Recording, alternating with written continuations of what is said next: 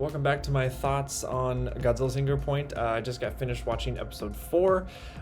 This episode, a lot of information was thrown at me, and I was a little bit confused on what the hell's going on in the show all of a sudden. Pretty much, I mean, it just seems like they're still trying to figure out, the Rodan stuff. Like that's the kind of big issue there. We didn't get to see any more no, we did. There was a little bit more of maybe showing Godzilla at the beginning of the episode, I think.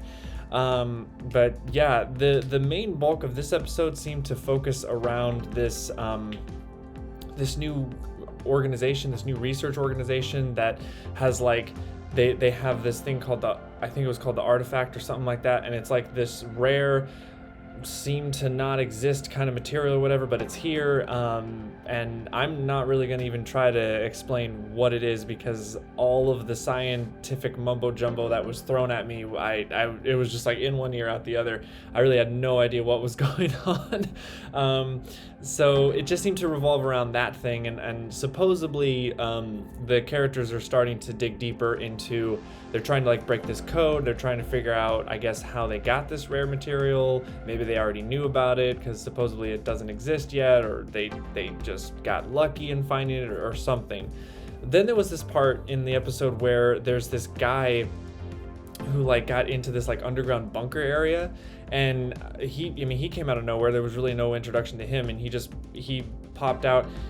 It was weird too, because he was talking as if they were entering a woman's clothing store. His dialogue was very weird. I don't know if he was doing that on purpose, because if he was under if someone was monitoring him and he was trying to pretend like he was somewhere else. Once again, there was a lot of stuff that happened in this episode that I was just kind of what's going on? I've gotten a little lost, to be completely honest.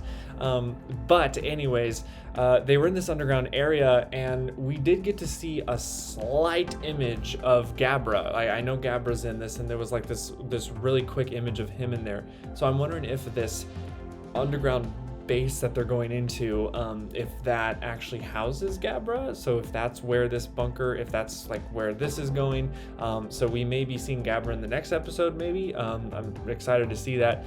I've always said I've always wanted to see Gabra come back in a new way, to see how he would do, and I'm really happy that this anime is going to give him that opportunity. Then towards the end of the episode, we get to see Anguirus for the first time. He pops up. There's this patrol that's going around the streets, and they find this turned over truck, and they find the people that were a part of this crash, or this accident, and they go into the forest, and the people are like, shh, whoa, what's over there? And then the military guy looks around, and of course Anguirus is right behind him. Anguirus looks really badass. It seems like they took a lot of inspiration for his design when it came to the GMK movie of what Anguirus was going to look like, just a lot more exaggerated, because anime, so yeah. I was a little confused with this episode, for sure. I'm not entirely sure what is going on at the moment. All I know is that they're still trying to figure out what happened, how Rodan is here, if he's evolving, if they're trying to, or if they're becoming extinct. There's a lot of things being thrown at me in terms of dialogue and exposition and stuff like that. That's just how animes are sometimes. I said in the last episode that animes tend to do this, where they just throw so much exposition that you have to watch the series a couple times to really understand the full picture, or watch some kind of, analytical review of the show to really fully understand it, which I'm probably going to have to do. After watching this series, I'm probably going to have to watch some YouTube video that went in depth and actually explained all the stuff in this show, because doing a first viewing completely blind, it's kind of tough to figure out what's going on. But I'm still interested, so I'm not completely bored to the point where I don't want to watch this anymore. I'm still very interested to see what's going on.